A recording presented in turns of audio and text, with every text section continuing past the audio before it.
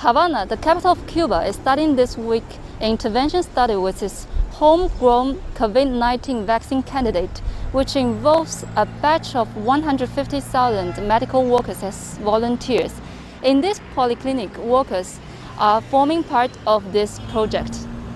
Es un estudio de intervención con el objetivo de probar la calidad, es decir, la efectividad de la vacuna anti-COVID-19, que es la Soberana 02, y también con el objetivo de proteger a los trabajadores de la salud, que somos los trabajadores que estamos expuestos a un mayor riesgo.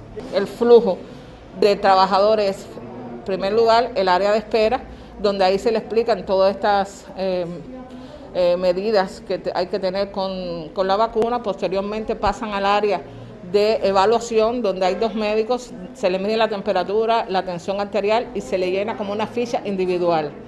Posteriormente, que se le lee el consentimiento informado y el paciente da su aceptación, firma y pasa al área de vacunación.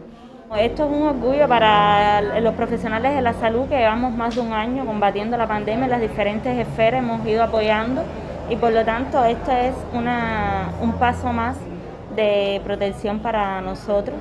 100% segura en que el candidato vacunal nuestro va a ser efectivo y es una forma más de protección. This Soberana 02 and another candidate vaccine, Abdala, have become the first 2 Latin American candidate vaccines to reach the phase 3, the last clinical trials initiated this month. Home to 11 million people, Cuba expects to immunize over 50% of its population by August and immunize its entire population by end of the year with its homegrown COVID-19 vaccines.